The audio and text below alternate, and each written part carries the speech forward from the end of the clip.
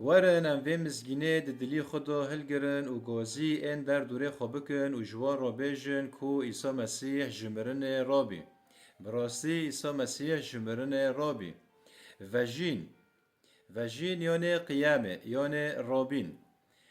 اگر تو نزانه که خودش تا حزکه زانبه خودش تا حزکه و تو پر بهای ده چاوه خوده دا و رحیوی و گوتنیوی شتا و نزیکه و بطاره و جین یعنی قیامه یعنی رابین و جین تی و ته کو خوده مروف ده لوازی و گناه دا نهلو لی داری رزگاری و دسپیک کنو جمع را وکر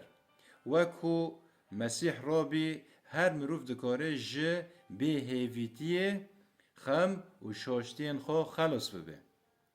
و بکوی جیانه کنو تجه آرامی و شاهی به او جین مگازی دکه کو ام به هیوی بجین یعنی وی رابینه کو رابیه هیوی ددمه کو ام به هیوی و بهواری بجین یعنی جمرنه و داتر چه هیا؟ ایسا بسر کد جمرنه رابی اوا نشان ددمه کو ام به هیوی بجین به بهواری بجین که خدا دکاره هر تشتی بگوهرینه و خدا هر تش گوهرد وای چه گوهرد ایسا جمرنه را کر هوا گوهرتنک مازنه اره اجار حتی چه قاتشتن چاتن و دجوار هبه خدا دکاره بگوهرینه و چه قایش هبن داویه و واره چه قایش هبن روژک و واره به داوی ببن یعنی جیان جمرنه بهستره